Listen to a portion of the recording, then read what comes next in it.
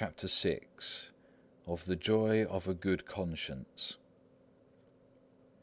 The testimony of a good conscience is the glory of a good man. Have a good conscience, and thou shalt ever have joy. A good conscience is able to bear exceeding much, and is exceeding joyful in the midst of adversities. An evil conscience is ever fearful and unquiet. Thou shalt rest sweetly, if thy heart condemn thee not. Never rejoice, unless thou hast done well. The wicked have never true joy, nor feel internal peace, for there is no peace, saith my God, to the wicked. Isaiah 62, verse 21. And if they say, We are in peace, there shall be no harm happen unto us, and who shall dare to do us hurt? Believe them not, for suddenly shall the wrath of God raise up against them, and their deeds shall be brought to naught, and their thoughts shall perish. To glory in tribulation is not grievous to him who loveth, for such glorying is glorying in the cross of Christ. Brief is the glory which is given and received of men.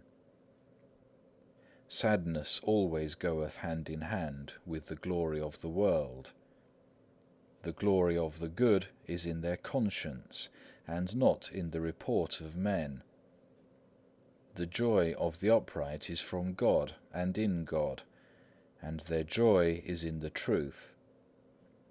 He who desireth truth and eternal glory careth not for that which is temporal, and he who seeketh temporal glory, or who despiseth it from his heart, is proved to bear little love for that which is heavenly. He who careth for neither praises nor reproaches hath great tranquillity of heart. He will easily be contented and filled with peace, whose conscience is pure. Thou art none the holier if thou art praised, nor the viler if thou art reproached. Thou art what thou art, and thou canst not be better than God pronounceth thee to be. If thou considerest well what thou art inwardly, thou wilt not care what men will say to thee. Man looketh on the outward appearance, but the Lord looketh on the heart. 1 Samuel 16, verse 7. Man looketh on the deed, but God considereth the intent. It is the token of a humble spirit always to do well, and to set little by oneself, not to look for consolation from any created thing, is a sign of great purity and inward faithfulness. He that seeketh no outward witness on his own behalf showeth plainly that he hath committed himself wholly to God.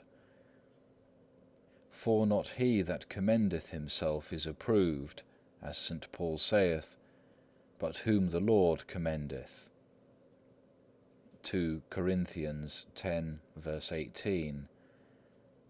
To walk inwardly with God, and not to be held by any outer affections, is the state of a spiritual man.